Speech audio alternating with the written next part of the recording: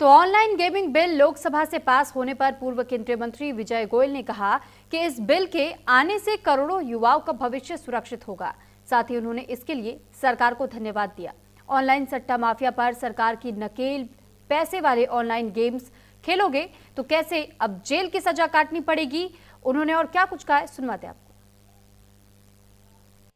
Online gaming और gambling को लेकर लगातार देश भर में अलग अलग विरोध दर्ज किए जा रहे थे और सबसे महत्वपूर्ण है कि पूर्व केंद्रीय मंत्री और बीजेपी के वरिष्ठ नेता विजय गोयल जी लगातार इस मुद्दे को उठाते नजर आए हैं और आज सबसे महत्वपूर्ण है कि इसको लेकर विधेयक जो है लोकसभा में पेश कर दिया गया है। इन्हीं तमाम मुद्दों को लेकर बात करने के लिए हमारे साथ मौजूद है पूर्व केंद्रीय मंत्री और वरिष्ठ नेता भारतीय जनता पार्टी के विजय गोयल जी।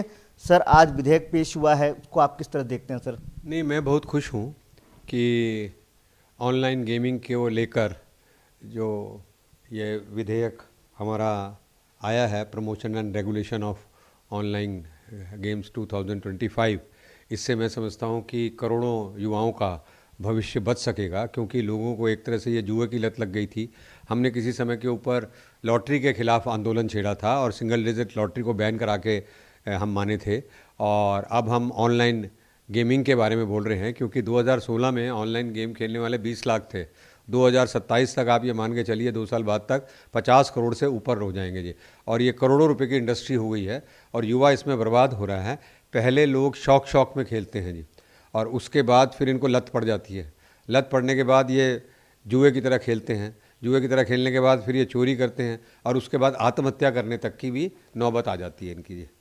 तो क्या लगता है कि इस बिल से युवाओं का जो लगातार गेमिंग की तरफ जो रुझान था, ऑनलाइन गेमिंग की तरफ, उससे कहीं ना कहीं नशा जैसे कहा जाए, या तो इकोनॉमिकली जो परिवार पर बोझ पड़ता है उससे आराम मिलेगा या बेहतर होगा?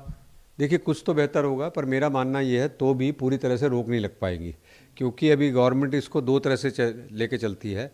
एक तो चलती है ई स्पोर्ट्स मान के चलती है, दूसरा रियल मनी गेम्स करती है।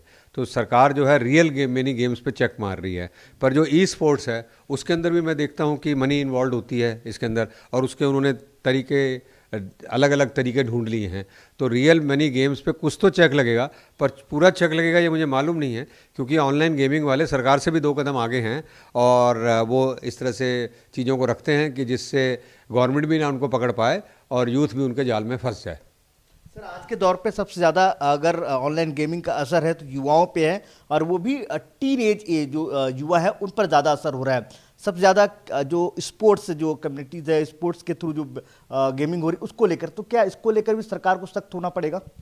नहीं, सरकार को सख्त भी होना पड़ेगा और स्कूल के अंदर, कॉलेजों के अंदर, स्पेशली स्कूल्स के अंदर अवेयरनेस कैंपेन चलाने पड़ेंगे, क्योंकि माँ बाप सोचते हैं कि भाई मेरा बच्चा पढ़ रहा है, बच्चा उसके पीछे मोबाइल रखकर जो है वो गेम्स खेल रहा होता है, और गेम्स के भी अलग अलग स्वरूप हैं। एक तरह से ये जुआ है, तो सरकार इसी में डिफ्रेंशिएट नहीं कर पाएगी कि ई स्पोर्ट्स कौन सा है और रियल मनी गेम्स कौन सी है। तो मैं समझता हूँ इसमें माँ बाप का, समाज का और सरकार का, तीनों का रोल रहेगा और इनके ऊपर शिकंजा कसना पड़ेगा। और ज़्यादातर ये जो चल रहे हैं ये ओवरसीज से चल रहे हैं, जिनको सरकार द्वारा पकड़ने की भी संभावनाएं बड़ी कम हो जाती हैं, और सरकार ने भी जुर्माने भी कम लगाए हैं। उन जुर्मानों को भी 3 साल की सज़ा या 1 करोड़ का जुर्माना मैं समझता हूँ वो बहुत कम है इन गेम्स के लिए। एक आखिरी सवाल, क्या विद्यालयों में भी शिक्षा को लेकर या कहा जाए गेमिंग को लेकर शिक्षित करना ज़रूरी है और पेरेंट्स को भी इस पर लेकर लगाम लगाना होगा? नहीं, पेरेंट्स के बिना लगाम के तो होगा नहीं, और पेरेंट्स ये समझिए कि बच्चा 12 साल का, 15 साल का हो गया तब उसको समझाने निकलेंगे तो नहीं होगा।